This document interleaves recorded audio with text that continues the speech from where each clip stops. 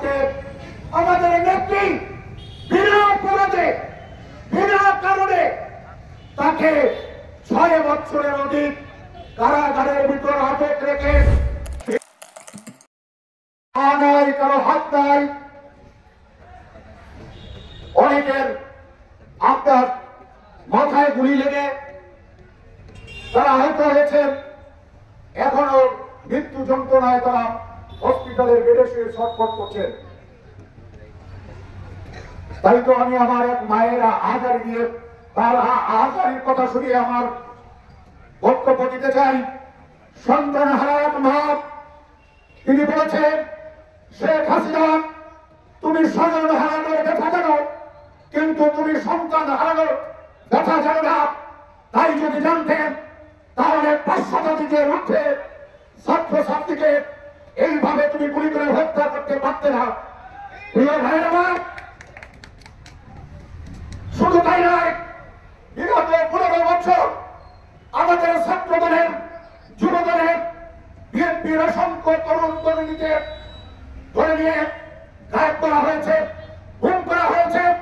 আজকে যে আয়নাঘর আপনারা দেখেছেন, সেই আয়নাঘরের মধ্যে অসংখ্য মানুষের মাথা, অসংখ্য মানুষের হাত, যেখানে শত শত এই ধরনের রাজনৈতিক কর্মীদের ধরে নিয়ে ওই আয়নাঘরের মধ্যে আপনার হত্যা করা হয়েছে।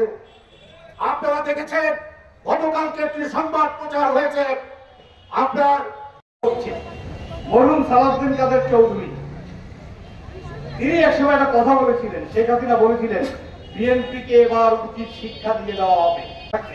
কিংবা বিরোধী রাজনৈতিক দল যারা আওয়ামী লীগের রাজনীতি করেন না, তেমন সাধারণ মানুষও হামলা মামলা ব্যবসা বাণিজ্যে ক্ষতিগ্রস্ত হওয়া থেকে শুরু করে এমন কোন মানুষ নেই যিনি ওদের ভাষায় শেখ মুজিবের বা জাতির জনকের সন্তান নন, তিনি নিগ্রহের শিকার হন না।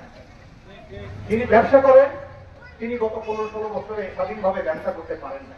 দায়িত্ব পালন করবে এবং এই আন্দোলন করে যারা শহীদ হয়েছে তাদের পরিবারকে এই বর্তমান তত্ত্বাবধায়ক সরকার তাদের দায় দায়িত্ব নেবে এবং যারা অসুস্থ হয়ে হাসপাতালে পঙ্গু অবস্থায় আছে তাদেরকে যাতে সরকার আন্তর্জাতিক মানের যেভাবে তারা গঠন করেছেন তাদের রুহের মাগফিরাত কামনা করে আমি একটা কথাই বলে শেষ করব।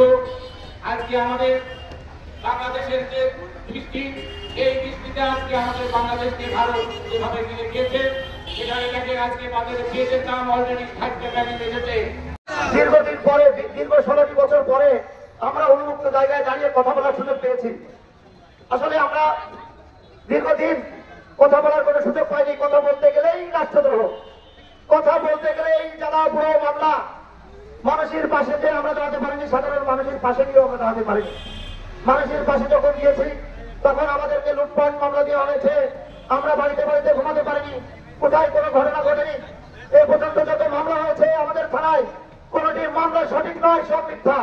এই মামলার প্রত্যেকটি লাইন মিথ্যা। আমাদের মামলা দিয়ে হয়রানি করে বাড়ি থেকে পালিয়ে যেতে হয়েছে। আমাদের দূর দূরান্ত যেয়ে আমরা শান্তিতে আন্দোলনে মনে হয় 2000-এর পরে মানুষ পড়েছে। আপনারা দেখেছেন গতকালকেও তোমার ভিতর থেকে লাশ উত্তোলন করা হয়েছে। ছাত্ররা আগে তাদের শিক্ষাঙ্গনে ফিরে যান। কত ছাত্র হাজির হয় নাই তখন হিসাব বেরোবে, তার আগে হিসাব বেরোতে পারে না। বাংলাদেশের জনগণ কথা বলার কোন স্বাধীনতা ছিল না। বাংলাদেশের জনগণের গণতন্ত্র হারিয়েছে। আপনারা দেখেছেন এই স্বৈরাচার শেখ হাসিনা দিনের ভোট রাতে সেরে ফেলতেন। এই স্বৈরাচার শেখ হাসিনার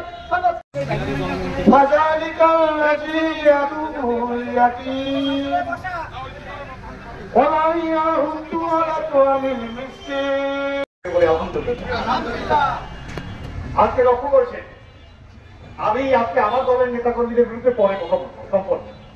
আমি তো আওয়ামী লীগের নেতা কর্মীদেরকে কিছু কথা বলতে চাই। কি দুর্ভাগ্য আপনারা এমন নেত্রী দল করেন। উনি একসময় বলতেন আমি ভারতকে যা দিয়েছি, ভারত দুঃখী মা বাবা যারা দুনিয়ার থেকে বিদায় অন্ধকার গহীন কবরে চলে গেছে, তাদেরকে তুমি মাফ করে দাও। আয় আল্লাহ, মরহুম শহীদ আয় আল্লাহ সাবেক রাষ্ট্রপতি সেনা প্রধান জিয়াউর রহমান সাহেবকে আল্লাহ তুমি মাফ করে দাও। তাকে তুমি শাহাদাতের মর্যাদা দিয়ে দাও। আয় আল্লাহ, দেশনেত্রী বারবার বাংলাদেশ